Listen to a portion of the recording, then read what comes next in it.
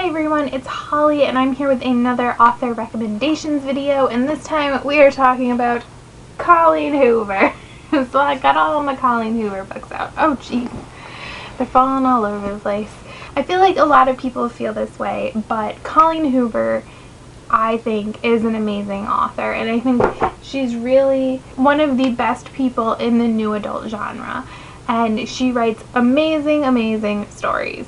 And before I talk about her writing and her books and what I suggest, like where you should start and all of that, I would say that if you read any Colleen Hoover and you like anything she writes, please go follow her on social media. Like, I follow her on Twitter and Instagram. Instagram is the thing I'm on the most. And she is just so funny and great, and her family is hilarious, and she's like a really down-to-earth person, which is exactly what you want in an author. I will say that in general, I find Colleen Hoover's books to deal with some darker topics, but not in the typical way that a lot of new adult authors do. One, I think that there's a huge, abundance, that was kind of redundant, in new adult of rape storylines, like girls who have been raped or were almost raped or do get raped or anything like that. And I completely understand that storyline creates an immediate emotional connection or an emotional feeling that people can understand, but Colleen Hoover is able to build that emotional connection with so many different storylines, and most of the time I don't even see crap coming. I'm just like, what? But they can be a little dark, and they can be a little triggery for some people, I think, and yeah, I would just proceed with caution. If there's really two, I would say, that have a little darker things, two of which are like spoilery, so I won't tell you what they are, but I will tell you in those books to proceed with caution. One of my favorite things about Colleen Hoover's books is that she is so good at creating characters and families. Now, I've talked about this before in reviews I've done for her, is that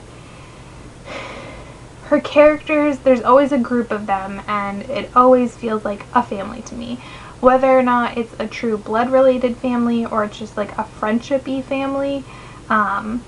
Like maybe someday there's like almost no actual blood familial relationships in that story, but the relationships between all of the characters, so Ridge and Warren and I guess Bridget and Sydney, it feels like a family in this little group. Like, they all have a role that they play, and they all interact in an interesting way, and it just feels really organic and real and natural, and that is something I see across her stories. And since we're talking about new adult, I feel like we should talk about the sexy times.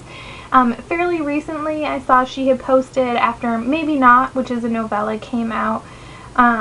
She had been getting some letters from people who she felt were too young to have been reading Maybe Not, because it was pretty sexual and pretty graphic. It didn't bother me at all, but she ended up posting on her blog like a list of what she considered appropriate ages and things like that. So if you want to check that out, feel free. But I will say that in my opinion, Ugly Love is definitely the most sexual book thus far. She has two books coming out next year, Never Never with Taryn Fisher and Confess, and it looks like those are both going to be fairly tame reads. Well, she said Confess was the kind of book, I think it was that one. She said if you were a parent, I would read it before giving it to your kid and then making that decision. But obviously I haven't read it because it's not out yet, so I can't tell you. Ugly Love is definitely the most sexual, so if that bothers you, I would stay away. And Maybe Not, like I already said, is pretty sexual. And there's another novella, Finding Cinderella, which I feel like has a higher sexual content, but I would be more concerned about the language, because the guy that narrates that, while awesome and I love him, can be a little crude, and I don't usually let language bother me. There's really only one word that ever bothers me, and that word is used by him. So now that I've talked about her a little bit, let's talk about where I think you should start with Colleen Hoover. So I will say I read Hopeless first, and I think that's a perfectly good place to start, but I will say Hopeless and Losing Hope definitely have some darker themes in them. One thing that's not a spoiler I will tell you is that the male character Holder does have to deal with the fact that his sister committed suicide, and so I think that's more of an issue in Losing Hope, but if that's something that bothers you, you may want to stay away. But I would say I suggest starting with Slammed. I think Slammed is definitely the most YA of the books, so if you haven't read any new adult or you're newer to it, then that's probably a good place to start. Also, Slammed as a series is my least favorite of her books. And it's hard when you want to suggest something because you want to suggest something you really, really like. And don't get me wrong, Slammed got 4 stars from me, so it's not like I hated it. But I tend to want to have people start reading the things I think they might like the least, so that it just gets better as you go on instead of starting with like the best book and then backtracking. I'm always worried about that. So like I said, would start with Slammed. And if you don't know, it's really a trilogy kind of. So you have Slammed, and then you have Point of Retreat, and then you have This Girl. And This Girl is kind of a combination of being a continuation of these 2 books and being these 2 books from the male's perspective, if that makes sense.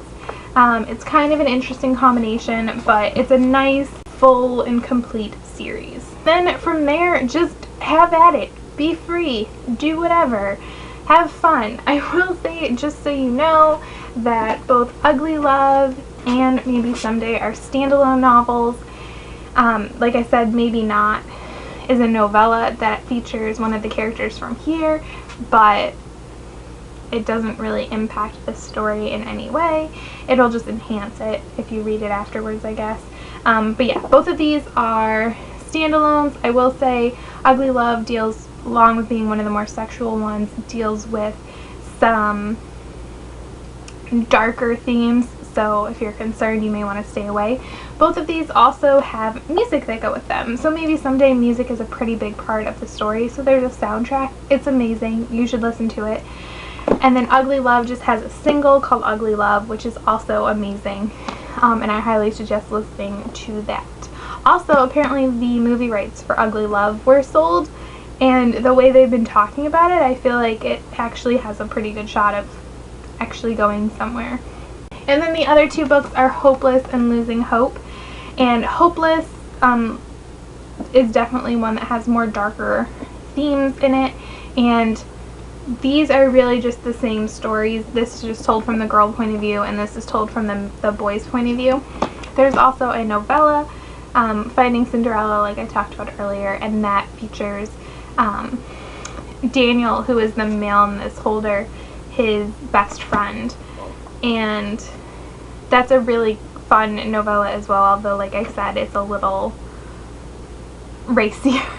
So that is my feelings on Colleen Hoover. I really, really like her, if you can't tell. I feel like I've reviewed most of these, if not all of them at this point. I haven't reviewed the novellas, but I talk about her a lot, and I just thought I would recommend her. If you have any feelings on Colleen Hoover, either good or bad, because if you have negative feelings, feel free to share them. I'm definitely a fan of people sharing their opinions, and I'm sure there are people out there who don't like her. That can be helpful to people too, so feel free to let me know down in the comments, or if you want to recommend any books, or whether it be connected to Colleen Hoover or anything else, you can do that too. And thank you so much for watching, and have a nice day.